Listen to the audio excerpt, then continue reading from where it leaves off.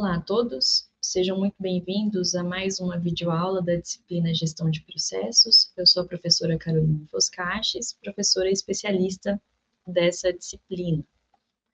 A videoaula de hoje é referente ao módulo 4, Gestão de Processos, Governança e o papel das pessoas, unidade 2, o papel das pessoas na gestão de processos. Nessa videoaula, vou explicar para vocês, a questão da importância das pessoas para a gestão de processos, alguns aspectos que são fundamentais quando a gente fala de pessoas, para que a gestão de processos ela aconteça da melhor forma na organização. O objetivo do módulo 4, vamos relembrar, é investigar o papel da governança e da gestão de pessoas para a gestão de processos, Na videoaula anterior foi falado sobre a governança, o conceito da governança, a sua importância para a gestão dos processos, e nessa videoaula vou tratar especificamente sobre o papel das pessoas para a gestão de processos. Então, começando por uma introdução, Burns e Stalker, que são autores famosos aí, bastante conhecidos quando a gente fala da teoria da contingência, no campo da administração, eles classificam as organizações de duas formas, Então, houve uma busca aí por entender como que a estrutura organizacional ela é afetada pelo ambiente, E esses autores, eles classificaram, então, a estrutura, as organizações, como um todo, de duas formas. Organizações mecanísticas ou mecanicistas, e organizações orgânicas, Isso vai depender da forma como a empresa ela se comunica com o ambiente externo, Então, organizações mecanísticas são organizações mais inflexíveis, E as organizações orgânicas, elas são mais flexíveis, As organizações mecanísticas, ela é mais adotada em ambientes estáveis, onde não existe muita incerteza ao redor da empresa. As mudanças, elas acontecem de forma devagar, de forma gradativa, Não existem mudanças muito abruptas, Então, elas acontecem mais de forma gradativa. E as organizações mecanísticas, elas acontecem aí de forma mais mecânica, de forma mais rotineira. As rotinas são muito bem estabelecidas, existe já uma forma de conduzir que é muito bem conhecido, muito bem estabelecido, e que não sofre aí muitas alterações, em função do ambiente externo. Já as organizações orgânicas, elas são mais propícias, para ambientes que se tem aí uma grande instabilidade, ambientes mais dinâmicos, então precisa de estruturas mais flexíveis justamente para a tomada de decisão, Então, para que as coisas aconteçam de forma mais fluida, tá? Então, essas são as duas principais características.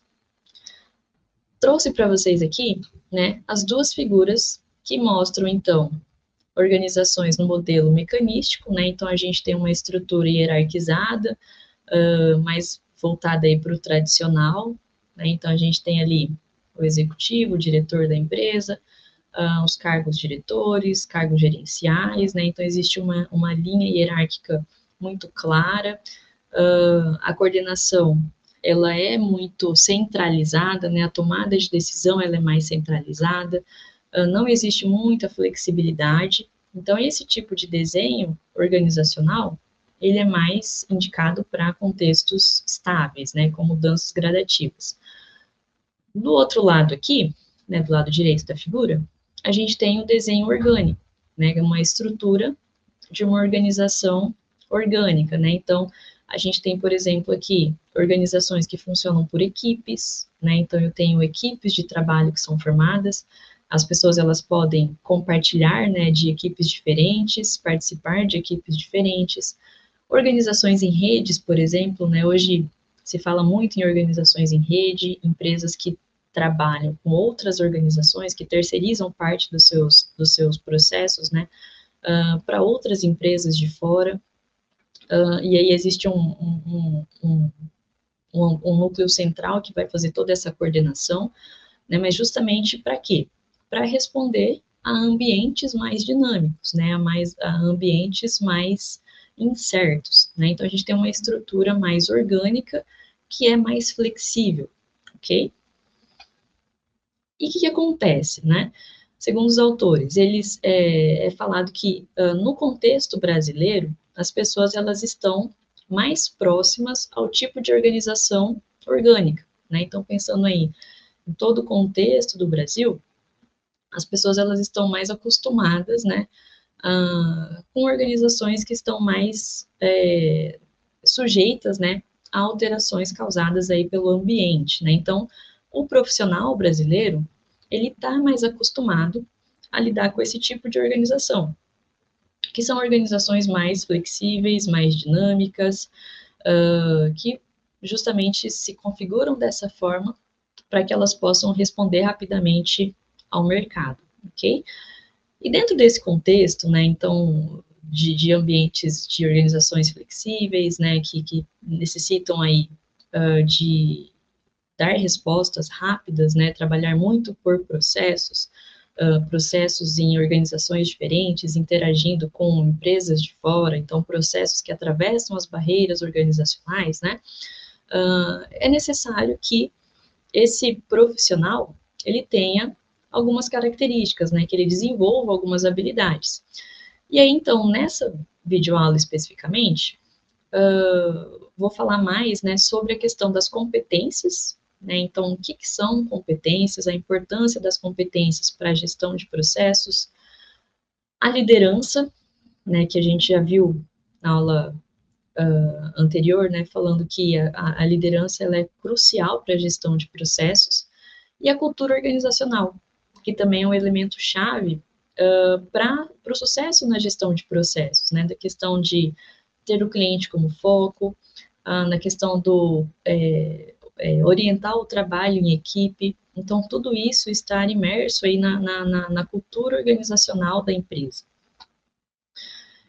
Começando por competências, né? Então, o que é competências? Competência, segundo Fleury, é um saber agir, né? Então, é saber agir responsável e reconhecido, que implica mobilizar, integrar, transferir conhecimento, recursos e habilidades que agreguem valor econômico à organização e também valor social para o indivíduo. Né? Então, a competência é um saber agir, né, que implica nessa mobilização, integração e transferência de conhecimento visando agregar valor econômico à organização, né, valor financeiro, e também valor social para o indivíduo. Detalhando aqui os conceitos, né, os elementos fundamentais aí para a competência, né, o que seria o saber agir? É saber o que está fazendo, né, e por que está fazendo, saber escolher, saber decidir, saber mobilizar recursos, né, então, criar sinergia, mobilizar os recursos e as competências, saber comunicar, né, isso faz parte da competência, compreende trabalhar, transmitir informação. A questão da comunicação, ela é muito importante no ambiente de trabalho, qualquer ambiente, né, mas no ambiente de trabalho, ela é bastante relevante. Saber aprender, né, então trabalhar o conhecimento, a experiência, rever métodos mentais. Então, a competência também está relacionada com saber aprender, estar aberto a aprender. Saber engajar-se, comprometer-se, né? Então, saber empreender, assumir riscos, se comprometer com aquilo que está sendo feito.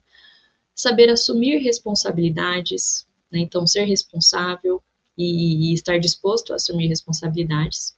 E ter uma visão estratégica, né? Conhecer o negócio da organização, o ambiente, identificando oportunidades, tá? Então, tudo isso envolve competência. Existe um conceito de competência, né, também falando aqui de Fleury, que é o chamado chá, né? Então, competência ele é formado por conhecimento, habilidade e atitude, né? Então, as iniciais elas formam o chá.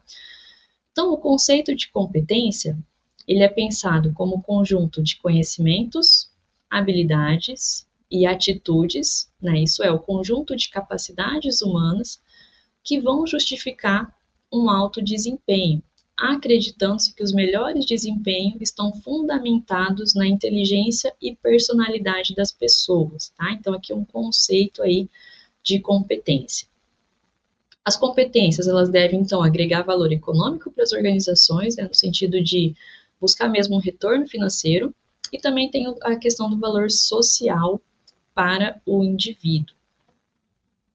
Detalhando o que é cada um desses elementos, né, da competência, né? Então, o que é o conhecimento, o que é a habilidade, o que é a atitude, o chamado chá. Conhecimento, a gente pode definir como o saber, né? Então, é o conjunto de informações obtido por meio do estudo, da leitura, que possibilitam ao profissional o domínio do saber, né? Então, o conhecimento é aquilo que ele adquire, né, e consegue, então, formar uma base, né, vamos falar assim, sobre isso que ele sabe, né? Então, é o saber, é a capacidade de tomar decisões e solucionar problemas. As habilidades, a gente pode definir como saber fazer, né? Então, definindo aqui, é um conjunto de experiências obtidas por repetições, né, que fornecem ao profissional o domínio do saber fazer, né? Então, isso vem muito com a experiência, né, com o dia a dia, e a capacidade também de tomar decisões e solucionar problemas, né? Então, esse conhecimento adquirido, esse saber, ele é colocado em prática, né, e com a repetição isso vira uma habilidade, né? Então, é o saber fazer. E as atitudes, a gente diz que é o conjunto de comportamentos adquiridos pela observação que confere ao profissional o domínio ético e afetivo de um saber ser e saber conviver, além da capacidade de tomar decisões e solucionar problemas, né? Então, a atitude, ela é uma predisposição a agir de uma determinada forma, tá? Então, esse é o conceito aí de cada um desses elementos da definição de competência. O que é conhecimento, habilidades e atitudes? Conhecimento é o saber, habilidades é o saber fazer, e atitude a gente pode dizer que é o saber ser e saber conviver. Portanto, ao dizer que a pessoa é competente para um determinado aspecto, a gente está afirmando que ela é capaz de assimilar o que está acontecendo e tomar a atitude necessária diante daquele cenário. Então, essa é uma definição de Araújo Garcia Martinez, né? Então, o que a gente está falando quando uma pessoa ela é competente, né? Que a gente está falando que ela domina um aspecto e que ela é capaz de agir, né, de uma determinada forma, tomar uma atitude. No contexto da gestão de processos, né? Então, o que tem a ver a competência aí com a gestão de processos, né? O que é importante quando a gente fala de processo? É importante ter a visão do todo, né? Então, uma empresa que trabalha, né, que é baseada em processos, ela permite ao seu colaborador que esse colaborador ele tenha uma visão mais aprofundada, né, do todo da organização, né, do que acontece, e não só focada ali em uma única atividade, uma única tarefa, mas ele consegue ter essa função do todo, né? Então ele adquire novos conhecimentos, ele adquire novas habilidades, né? Ele pode ter aí novas atitudes também, né? Tomar decisões relacionadas a todo esse processo.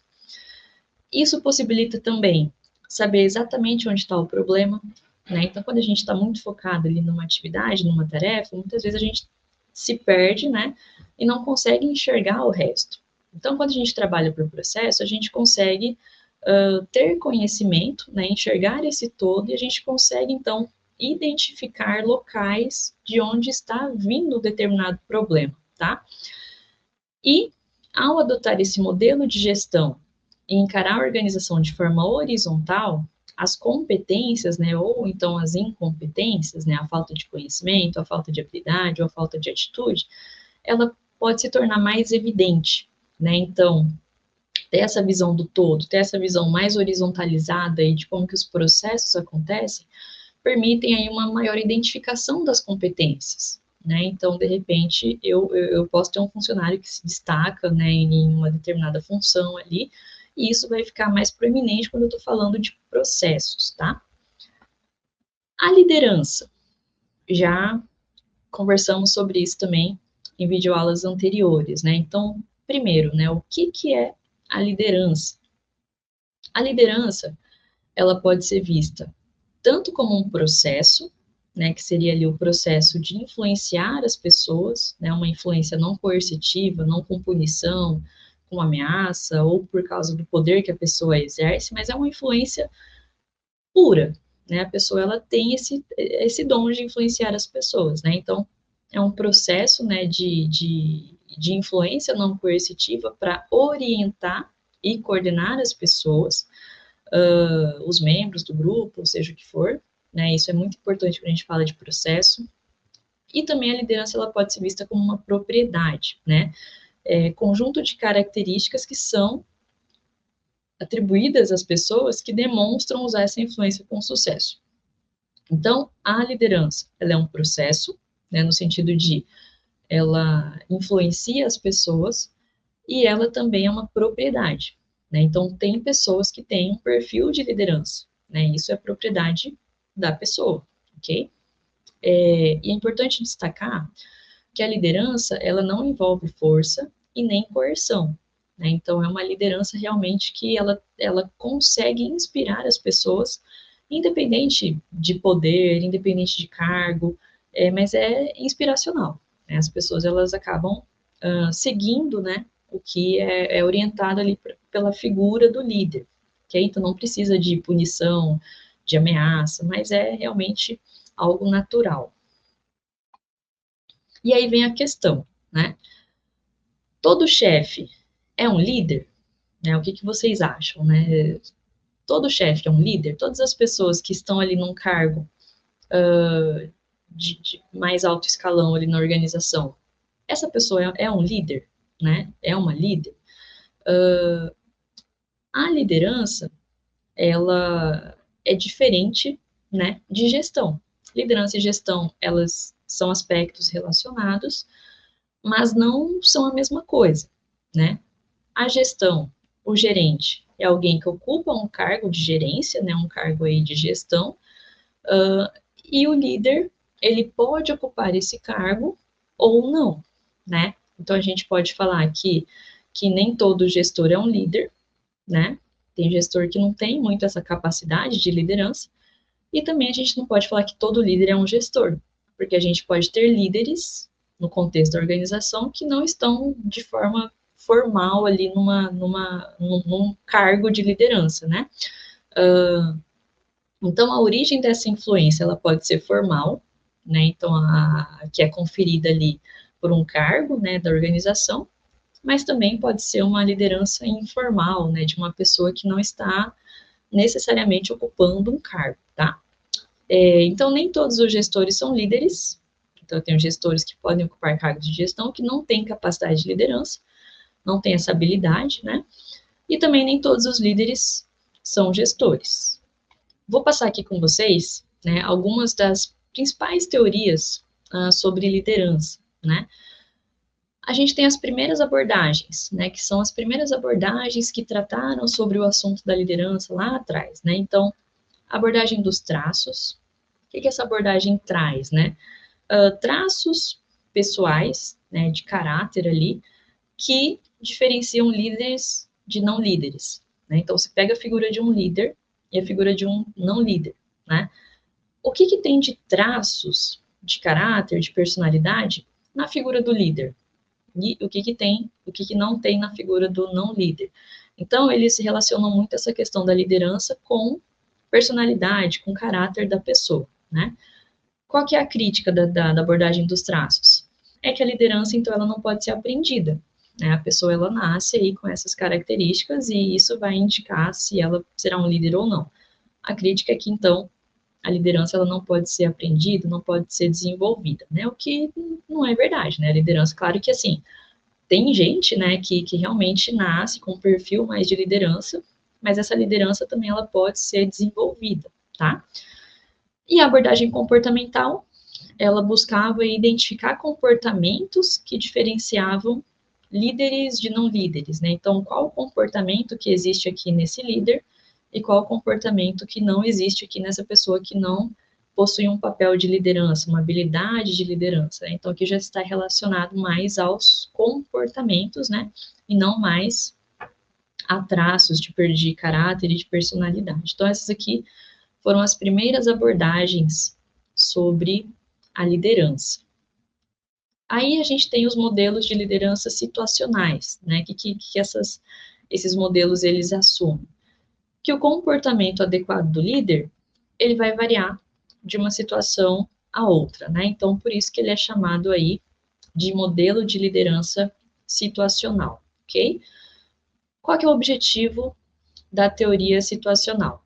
O objetivo é identificar os principais fatores situacionais e especificar como que eles interagem a fim de determinar o comportamento adequado do líder, né? Então eu olho aí para a situação e verifico como que isso vai explicar o comportamento do líder. Aí a gente tem também o modelo de contingência do Fiedler, chamado LPC, que fala o seguinte: a eficácia da liderança depende da compatibilidade entre o estilo do líder e a favorabilidade da situação, né? Então, tem situação que não vai ser favorável para um determinado líder e tem situação que vai, sim, favorecer outro determinado líder. A depender dessa situação, né, de repente, essa liderança ela vai ter que ser trocada, ok? Teoria do caminho meta. O comportamento do líder depende das características do subordinado e do ambiente. Então, os líderes, eles podem alterar o seu comportamento para que eles possam se adequar, então, àquele contexto, ao contexto do subordinado, ao contexto do ambiente. Essa é a teoria do caminho meta. E o modelo de participação e liderança do Vroom e Eton, né, que eles estabelecem aí três tipos aí de participação e liderança, né? O modelo autocrático, né, ou seja, o líder ele toma decisão sozinho, não conta com a participação, nem consulta ninguém. O modelo consultivo, né, que é aquela figura que consulta as pessoas envolvidas, mas vai tomar a decisão que ela decidir, né?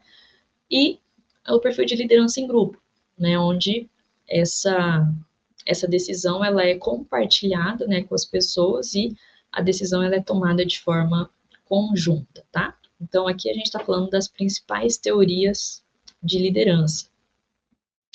E a visão contemporânea de liderança? O que a gente tem hoje? Uma liderança da perspectiva dos seguidores, né, das pessoas que são influenciadas. Tem uma liderança transformacional, né, ou seja, líderes que inspiram seus seguidores a transcender os próprios interesses e que são capazes de causar um impacto profundo, né, sobre os seus liderados.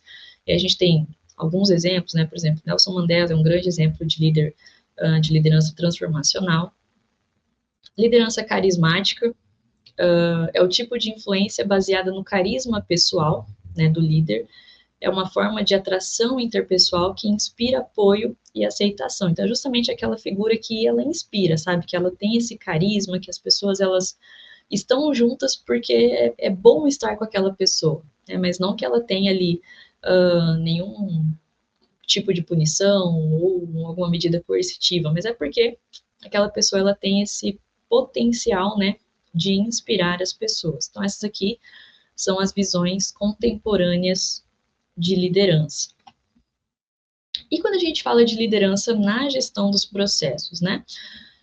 O Hemer, ele fala que a liderança é uma condição essencial para o sucesso da gestão de processos, né? Então, quando a gente está implementando uma gestão de processos, eu preciso ter uma liderança, né?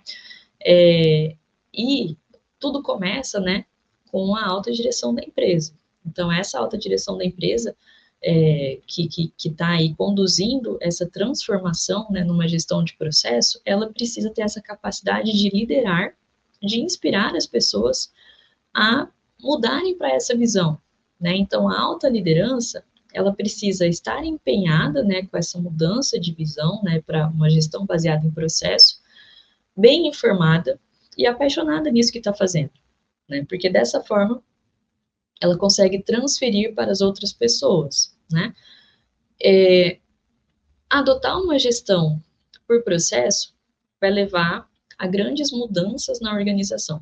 Então, não é uma mudança simples, é uma mudança drástica, né? E toda mudança, ela gera um certo receio nas pessoas. Tem pessoas que são mais avessas a mudanças, tem pessoas que são mais abertas, né?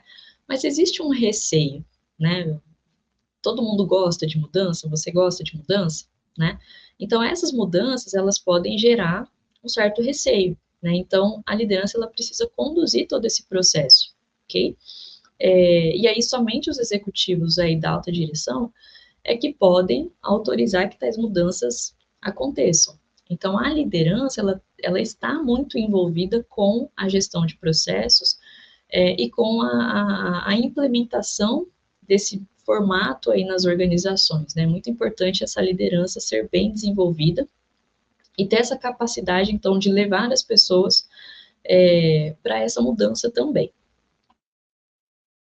E aí entra a figura também do especialista de processos, né? A gente falou sobre melhoria de processos e apareceu essa figura do especialista, né?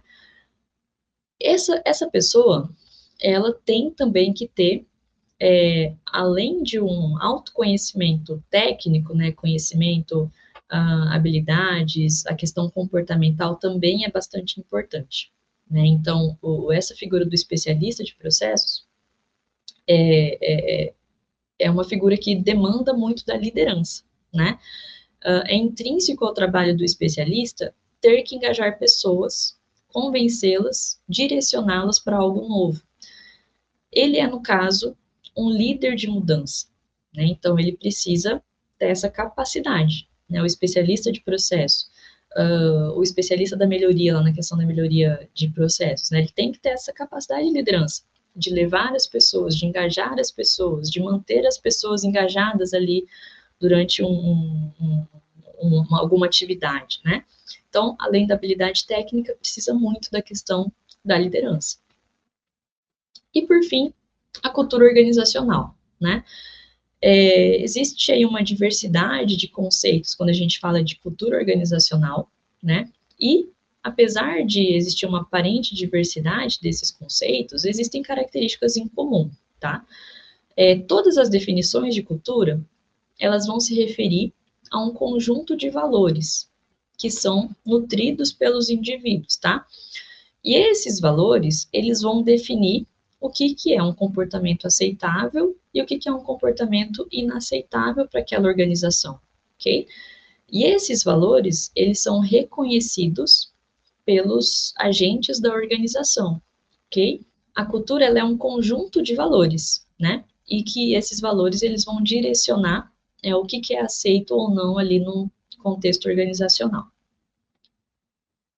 De forma resumida, a gente pode falar que a cultura organizacional é o conjunto de valores compartilhados que ajudam as pessoas em uma organização a entender quais são as ações aceitáveis e quais são as ações consideradas inaceitáveis.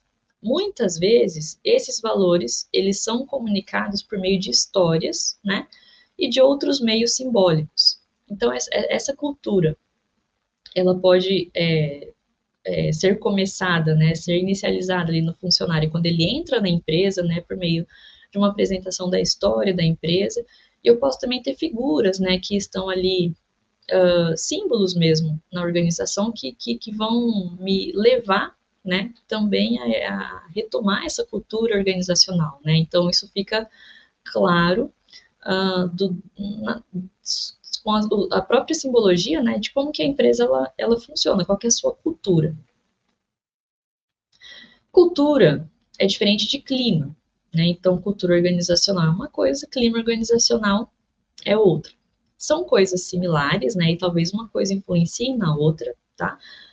Ambos os conceitos estão preocupados com a atmosfera geral do trabalho, ambos lidam com o contexto social nas organizações e ambos influenciam os comportamentos das pessoas que trabalham nas organizações. Mas qual que é a diferença, né? Clima organizacional, ele se baseia nas percepções individuais. né? Então, no que é aquilo que a pessoa ela percebe daquele local, né? Se refere a situações atuais nas organizações e as ligações entre os grupos de trabalho, funcionários e o desempenho. Ele é mais facilmente manipulado pela gestão. Então, clima organizacional é uma coisa que é mais fácil de mexer, né, de trabalhar. É a forma como a pessoa ela se sente naquele lugar, né? Ah, esse lugar para trabalhar é um lugar leve, gostoso, eu me sinto bem, né? Então, isso está relacionado ao clima, ok? E isso pode ser mais fácil de gerenciar. Já a cultura organizacional, ela está mais relacionada a um contexto histórico, né? E ela não é facilmente mudada, tá? É um contexto histórico dentro do qual uma situação ocorre e o impacto desse contexto no comportamento dos funcionários. Então, é uma coisa mais permanente ali do ambiente organizacional. O Hammer ele vai destacar o papel da cultura para o sucesso da gestão de processos, né? Então, a cultura, a gente já viu que é um elemento fundamental aí para o sucesso, né? Os processos, eles exigem que as pessoas coloquem o cliente como foco, né? Então, o cliente em primeiro lugar. O que esse cliente espera do resultado desse processo? É isso que eu tenho que buscar. Essa é a cultura da organização baseada em processos. Que as pessoas se sintam à vontade para trabalhar em equipe, né? Então, a gente tem uma cultura mais de trabalho em equipe quando a gente fala de processo, que as pessoas assumam responsabilidade pelos resultados, né? E que elas estejam dispostas a aceitar mudanças. Então, eu preciso trabalhar para que essa cultura ela envolva tudo isso, né? Se a cultura não estiver alinhada a isso, a liderança vai precisar, então, transformar essa cultura, né? Então, uma cultura mais voltada à equipe, mais voltada a foco no cliente, mais voltada a aderir a mudanças, né? Então, eu preciso trabalhar a cultura para alcançar isso. Então, resumindo, né?